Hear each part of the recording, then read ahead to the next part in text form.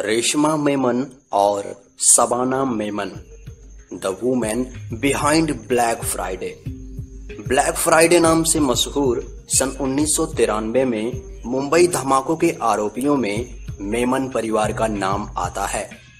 रेशमा मेमन और शबाना मेमन, ये दोनों अंडरवर्ल्ड के मजबूत खिलाड़ी टाइगर मेमन की पत्नी और साली हैं। सन 1993 के धमाकों में 257 लोग मारे गए तो 713 लोग घायल हुए। ये दोनों ही भारतीय सुरक्षा एजेंसियों के लिए सिरदर्द बनी हुई हैं। माना जा रहा है कि ये दोनों पाकिस्तानी शहर कराची में रह रही हैं। Shobha Iyer, the mysterious gang queen. Shobha Iyer प्रभावशाली लेडी डॉन का नाम है। शोभा अय्यर ने दक्षिण भारत में खासकर तमिलनाडु के अपराध की दुनिया पर राज किया। उसकी मर्जी के बगैर कोई पत्ता नहीं हिलता था। शोभा अय्यर को राजनीति संरक्षण भी मिला हुआ था, तो उसका संबंध लिट्टे जैसे आतंकी संगठन से भी जुड़े रहे। वैसे शोभा अय्यर को सामने से बहुत कम ही लोगों ने देखा है। यहाँ तक कि पुलिस के पास भी शोभा अय्यर का वास्तविक फोटो नहीं है। शोभा कितनी खतरनाक हैं, इसका अंदाजा इसी बात से लगाया जा सकता है कि उसके खिलाफ रेड कॉर्नर नोटिस जारी है। Archana Bal Mukund Sharma, the queen of kidnapping. Madhya Pradesh के उज्जैन में जन्मी अर्चना बाल मुकुंद शर्मा की जिंदगी किसी फिल्मी कहानी सी है। हीरोइन बनने की तमन्ना लिए अर्चना ने अपराध की ओर रुख किया। बबलू श्रीवास्तव गैंग की इस लेडी डॉन ने दिल्ली में रहते हुए काम संभाला। अर्चना को किडनैपिंग क्वीन कहा जाता है। माना जा रहा है कि वो मौजूदा समय में देश से बाहर रहकर काम संभाल रही हैं। समायरा जुमानी, अबू सलेम की पूर्व पत्नी।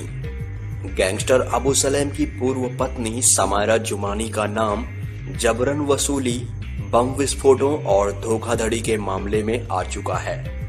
इंटरपोल ने समायरा जुमानी के खिलाफ रेड कॉर्नर नोटिस जारी किया है। समायरा को बेहद खूंखार माना जाता है।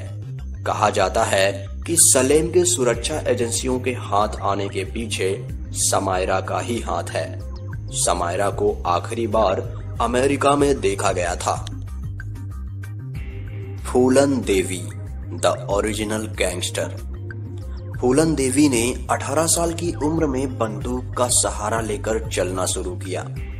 उनके गांव के कुछ ठाकुरों ने उनका सामूहिक बलात्कार किया और उनको मरने के लिए छोड़ दिया, जिसके बाद फूलन देवी जुर्म की दुनिया में आ गईं और खतरनाक महिला डकैत बन गईं।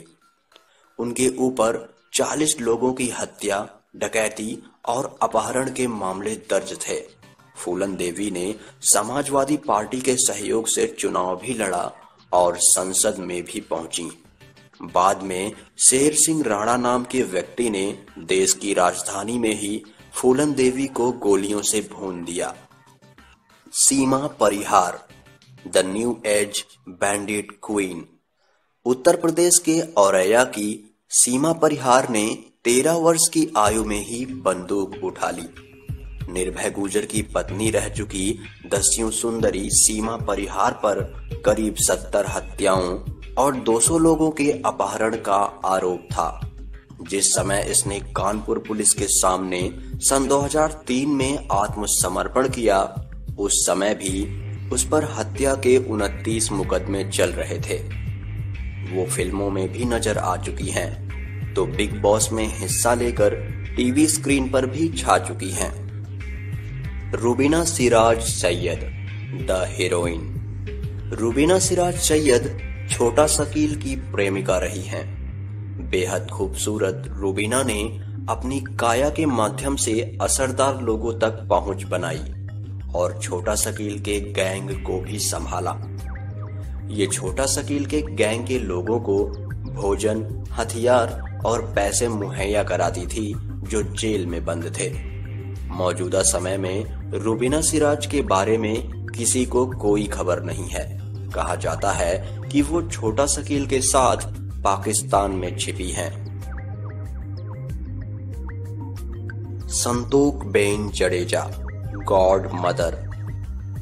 संतोकबेन जडेजा ने अपने पति सरमन मुंजा जडेजा की हत्या का बदला लेने के लिए बंदूक उठाया और बाद में पूरे पोरबंदर में संगठित गिरोह चलाया। संतोकबेन को पहली महिला माफिया डॉन भी माना जाता था। पूरे इलाके में संतोकबेन की धाक गॉड मदर जैसी थी, जो कमजोरों की मदद करती थी। संतोकबेन पर 14 लोगों की हत्याओं का आरोप था। संतोकबेन पर सन 1989 में शबाना आजमी द्वारा अभिनीत गॉड मदर नाम की फिल्म बनी, जिसे नेशनल अवार्ड भी मिला। वे गुजरात राज्य विधानसभा के कुतिया निर्वाचन क्षेत्र पोरबंदर से वर्ष 1989 में विधायक चुनी गईं। वे महर समाज की पहली महिला विधायक सन 1989 से सन 1994 तक थी, पर 2 बलात्कारियों को पनाह देने के बाद उनकी इमेज खराब हो गई। संतोकबेन की 31 मार्च सन 2011 को हृदयघात की वजह से मौत हो गई। दोस्तों, आज बस इतना ही। अगर आपको यह वीडियो अच्छा लगा हो और हमारा मनोबल बढ़ाना चाहते हैं तो प्लीज इसे लाइक, शेयर और नीचे दिए गए सब्सक्राइब बटन पे क्लिक करें, ताकि आप हमारे भविष्य में आने वाले वीडियो आसानी से देख सकें। तब तक के लिए आप अपना ख्याल रखें। जय हिंद।